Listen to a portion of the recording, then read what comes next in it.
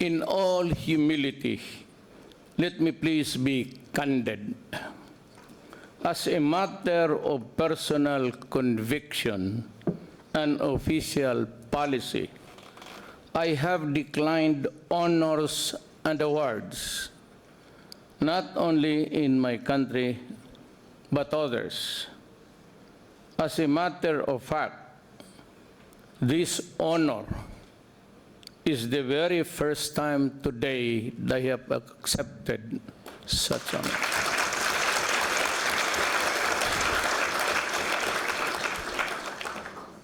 I have to be truthful that I got this maybe a little bit of the values of a man. And I got it from my father, who was a governor of my place, where I am the mayor now. And he said, our services are paid for. There is no need for an acknowledgement. And I have adopted that policy when I became mayor in 1988, and then a congressman, then back to vice mayor when my daughter was the one running for mayor, and then back to being mayor for almost, all in all, 21 years. Throughout my career in public service, as mayor of Davao City, as legislator, and now as president, more than 100 million Filipinos in my country. I have never done anything for the sake of accolades or personal glory. The satisfaction of knowing that I have served my people well is enough for me. But today, I make one big exception. Russia has always occupied a special place in my heart. Yesterday, I had the great honor of paying respects to the heroes of your great patriotic war at the tomb of the unknown soldier. It was a moving and humbling experience to know the immense sacrifice your people made to free your country, nay, to free the world of fascism. As I laid a wreath and bowed to the memory of the fallen, I am reminded of the many parallels between the struggles of the Filipino and Russian peoples. We have a shared history. Throughout your country's narrative, everything you hold dear as a people had a right and had to be won. Sovereignty, independence, and your rightful place among the great powers. This resonates with me as a Filipino and as a leader of a nation born out of revolution. Like Russia, the Philippines has always fought for the right to exist as a sovereign nation. Nothing was given to us for free. Our ancestors paid with their own blood for everything that we enjoy today.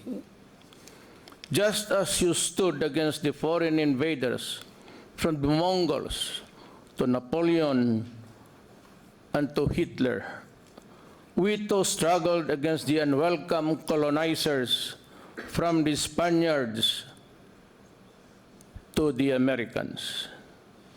In Bataan, in the Second World War, as in Stalingrad, our people showed extraordinary bravery in two of the largest battles of the Second World War. Our valiant stand in Bataan derailed the Japanese plans in the Pacific, just as your fearless defense of Stalingrad ruined Nazi Germany's strategy for world domination. During the bombing of Manila and the siege of Leningrad, the brave and resilient Filipino and Russian spirits did not falter as thousands of our peoples died. Indeed, the Philippines and Russia have shared a historic past. That is why I am deeply honored to receive this distinction from the Moscow State Institute of International Relations, a renowned institute that continues to shape your nation's narrative. I am also privileged to speak before you, the future leaders of this country. And that is why I am deeply honored. I also am very privileged to speak before you regarding politics, economy, and society. Yours is a world much different from the one I grew up in. Globalization and technology have made many aspects of your lives easier. It is an era of instant gratification. Everything that we need can now be had with just one click. The invaders, colonizers, and aggressors of the past have been now replaced by global challenges that defy national borders. They affect all of us, no matter who and where we are. Climate change is threatening the very survival of our planet. Disruptive weather patterns with stronger intensities deliver punishing blows on archipelagos like the Philippines year in and year out. It is aggravating existing divides within and between nations, and even as it creates new ones. Hence, we have to work together to find solutions that are effective, fair, and beneficial to everyone. We cannot allow those most important and responsible people for this monumental problem to dominate this global agenda once again. We have to make sure that the solutions that we advance help those who suffer the most. As our world shrinks, our societies will become more and more vulnerable to threats that transcend boundaries. Terrorism and violent extremism, drug trafficking, and other transnational crimes are all those that will be prevailing dangers for your generation and for the next, and maybe for the all time. They threaten our security. They destroy the fabric of our societies, and they endanger the future of our youth from here on. These consequences are the same wherever we go.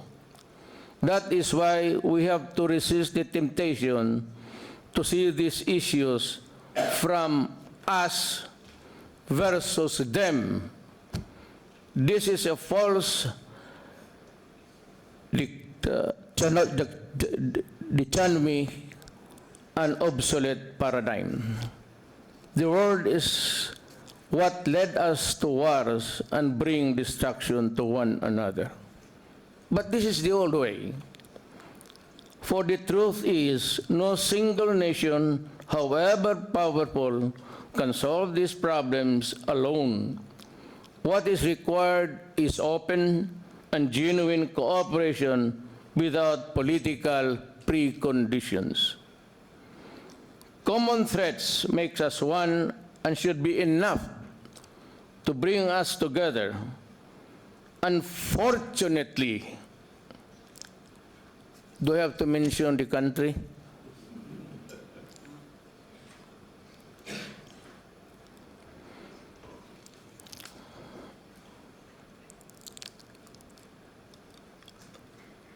I'm tempted to, it's in the tip of my tongue. They might blow up my plane in going home.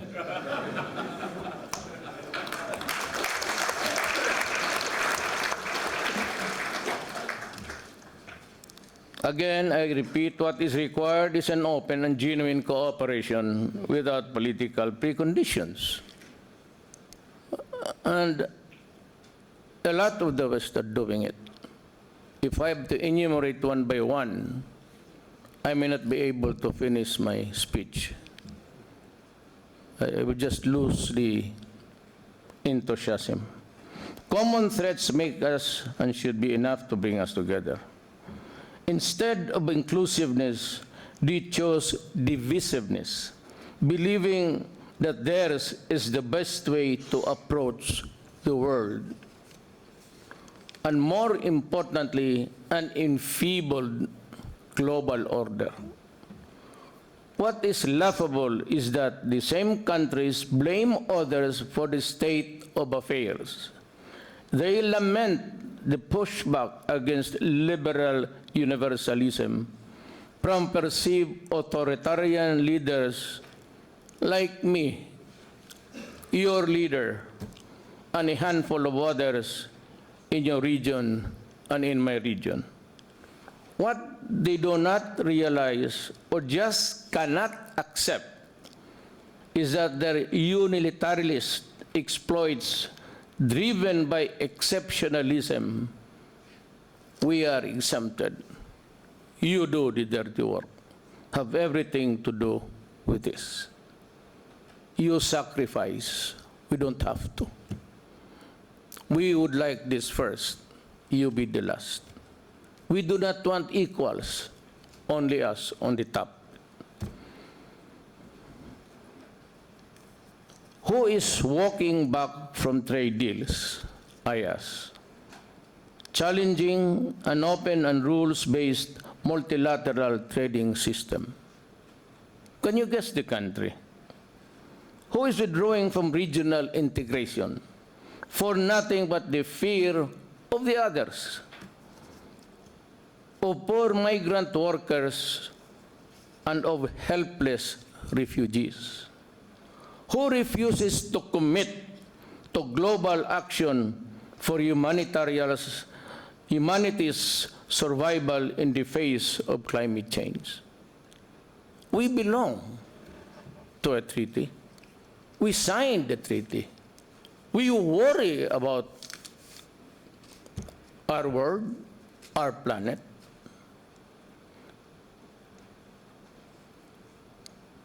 Certainly, not the Philippines, whose peoples in the valued democratic process have voted an administration with a solid program of meaningful and significant changes. Russia is doing its best. And we salute you. However small or big, somebody in this world is doing his part.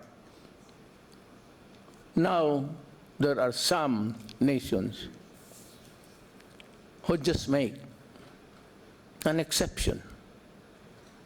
And the exception is that they are the exception.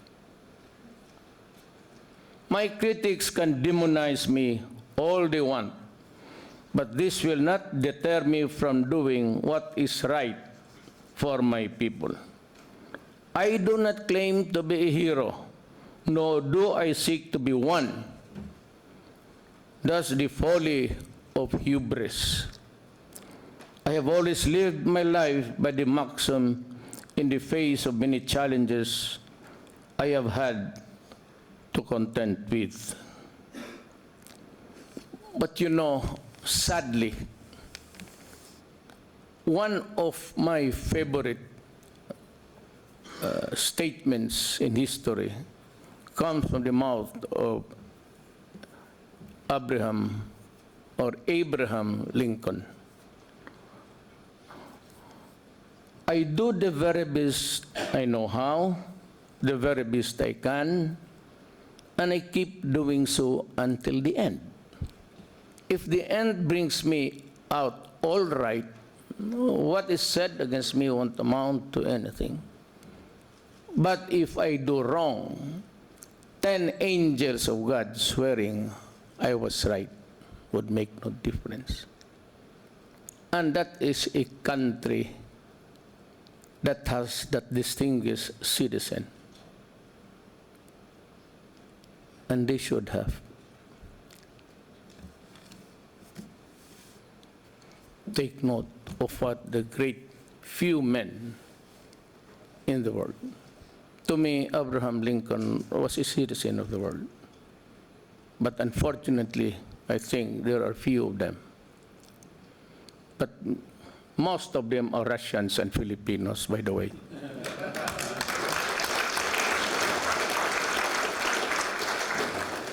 I do the very best I can, he said, and I will do it, and you can do it. I will do everything to give to my people the best future they deserve, and you can do it. Russia is doing it.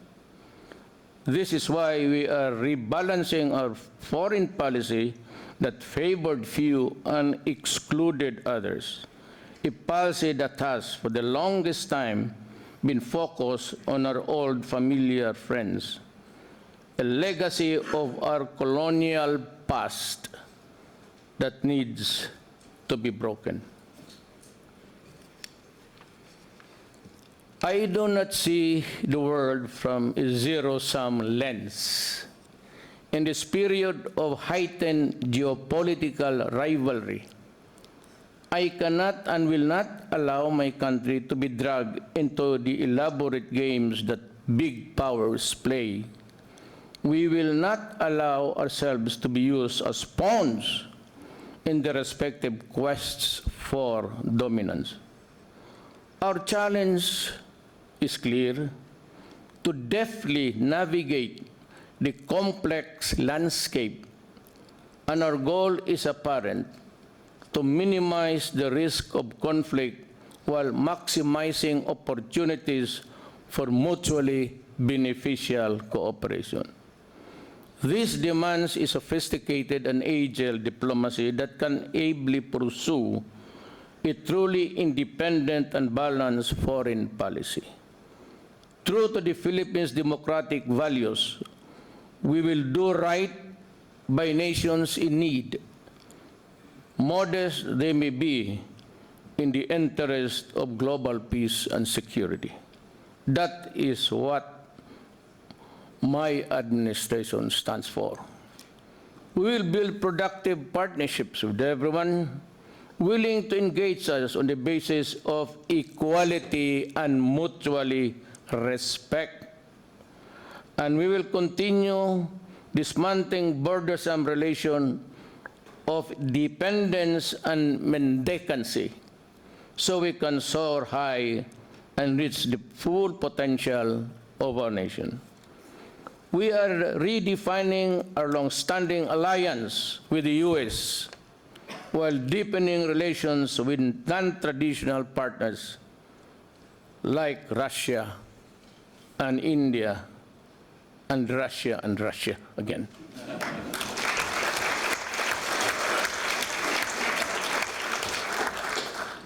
We are strengthening our strategic partnership with Japan as a driver of growth and a force for peace in the region.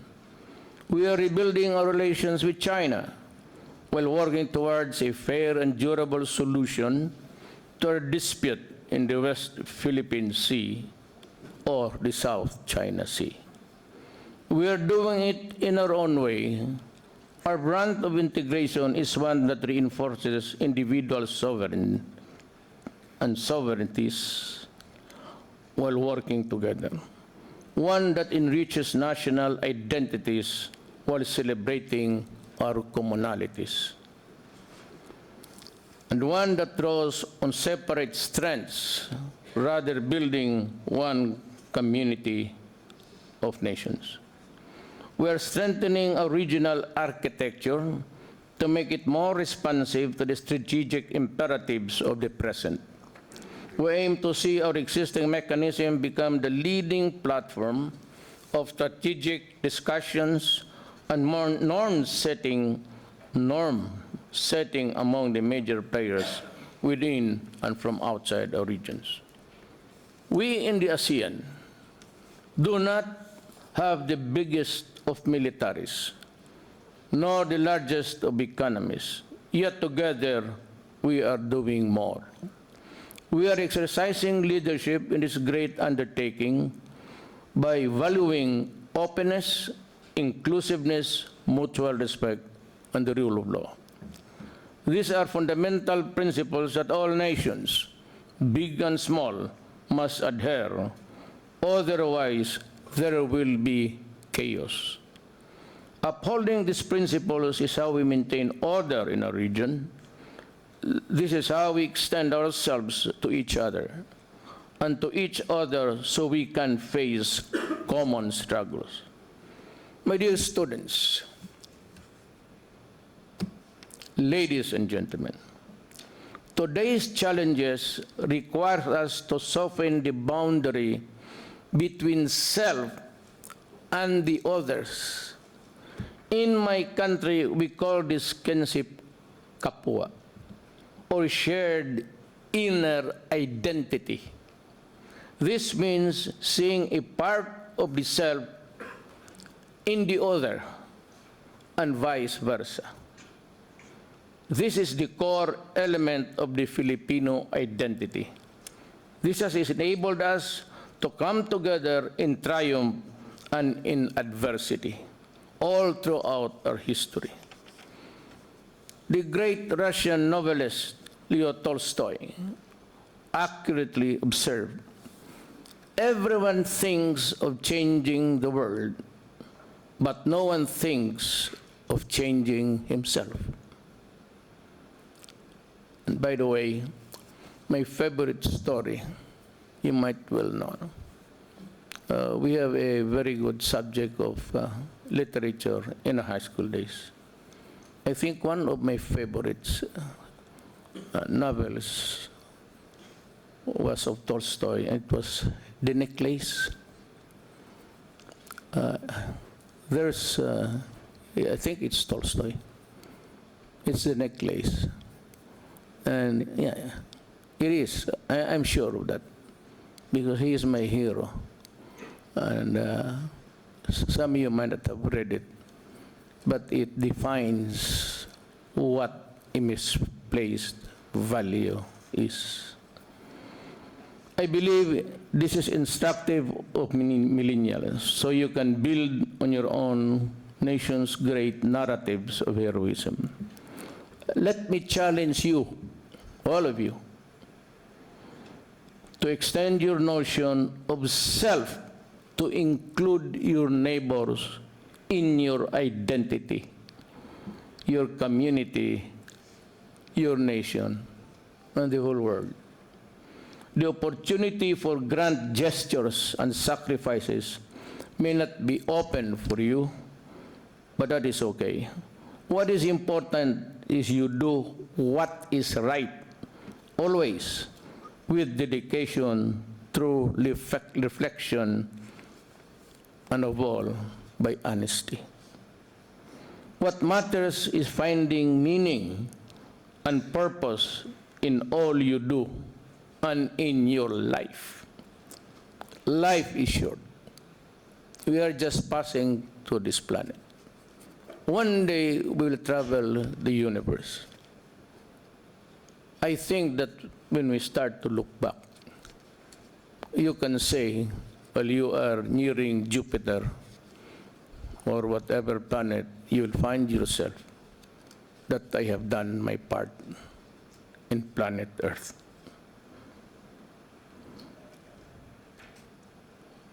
Espasiba.